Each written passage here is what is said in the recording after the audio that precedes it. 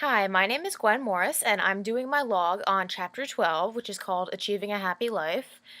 And in Chapter 12, we talk about commitment in relationships, which is part of our, goals for a lot of our happy lives because we want to surround ourselves by people. And I'm talking about romantic relationships or marriages, dating in particular. And commitment is the strong desire to keep a relationship strong, even when there are forces trying to push you apart, barriers that you'll have to, go over, that you're able to push through those barriers, despite them being there, despite them making it difficult. You're just really committed to the person. As Barron and Branscombe say in the textbook from 2012, there are some factors that contribute to commitment in a relationship. First of all, you have to feel that you and your partner have a lot in common. Sometimes you don't even have as much in common as you think you do. You're not quite as similar, but if you have this, internal belief that you are, and at least enough to draw you two together, that can, strengthen the commitment. If you both have things you like to do together, that can be really beneficial to your relationship. Also, some people are more disposed to just being able to have a good relationship. Some people are better, at staying faithful. Sometimes that can, have biological causes like levels of testosterone, etc. And also, it's good to keep a positive mindset about your relationship, to always work for the best, stay positive, think positively about your partner. And when you have to overcome problems, you work through them instead of just, making them into a big negative pool of emotions. Now, personally, I think I'm a very committed person when I'm passionate about something or someone. And in the past, I'm thinking back to a relationship I had about a year ago with this guy, and I look at it and I was really committed to him. I really wanted to make things work. I cared about him a lot. And, at the time I was like, wow, we really think, similarly. We, our brains are on the same, wavelength. We're thinking about the same kind of stuff. We like the same kind of stuff. Looking back in retrospect, we really didn't have very similar hobbies, but I was just in that place where I really believed we were so similar. I thought we were so great for each other.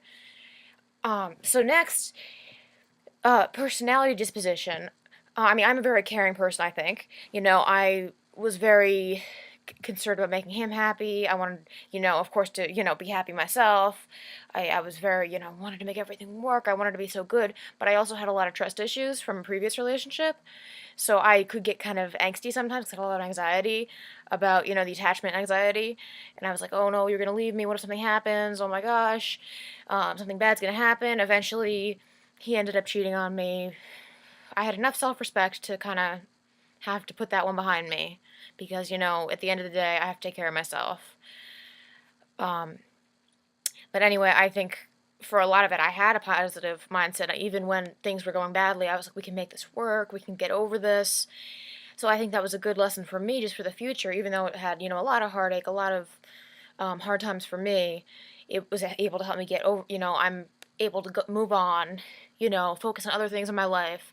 And now when I'm making relationships in my life, I realize I have to be really, careful. I have to be able to find things, find people who are similar to me and who will have the same kind of view on commitment. Someone I can feel like I can really trust. And trust is a hard thing. It takes time to build.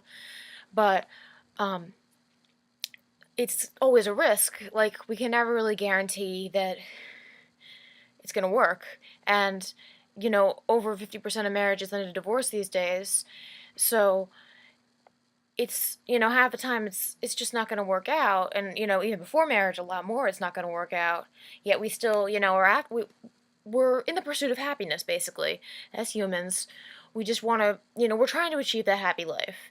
And sometimes, the happiness comes from the journey. And usually it does. I mean, if you look at it, from going through all these trials, from learning things, we'll eventually get on the path to, being happier people, just enjoying life, even sometimes if it's not enjoyable. And so I realized, I want to make sure the relationships I have in my life, are passionate relationships, caring relationships. I want it to be something, if I'm into it, I'm all into it because I am just a really caring person. I want to make things work with people.